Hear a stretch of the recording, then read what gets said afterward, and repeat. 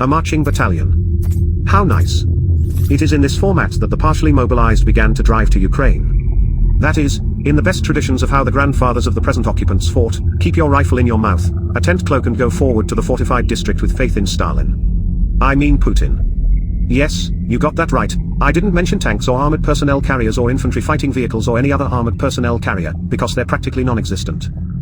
In principle, this is quite expected. Not so long ago I wrote about the fact that in order to fully staff the battalion tactical group of recruits it is necessary to have a huge amount of equipment. About 20 battalion tactical groups have now been sent to Ukraine, but this cannot be considered a battalion tactical group. They are exactly marching battalions.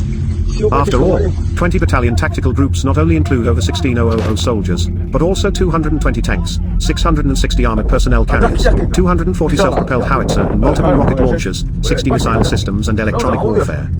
Where is it all? Nowhere. Meat. Thousands of pieces of meat to plug the shortage of personnel in the units that require restoration of combat readiness. But they require restoration of combat readiness not only because of personnel losses, but also because of equipment losses.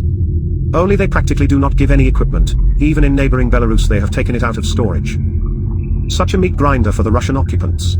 Poor logistics and a high level of corruption are among the main reasons for the failure of Russian troops in Ukraine. British intelligence has found that contingents of mobilized Russian reservists thrown into Ukraine in the last 2 weeks have even worse personal equipment than previously deployed troops, whose supply leaves much to be desired. The British Defence Ministry does not rule out the possibility that new arrivals to the front will have to buy their own body armour. This is confirmed by the numerous complaints in Russian social networks.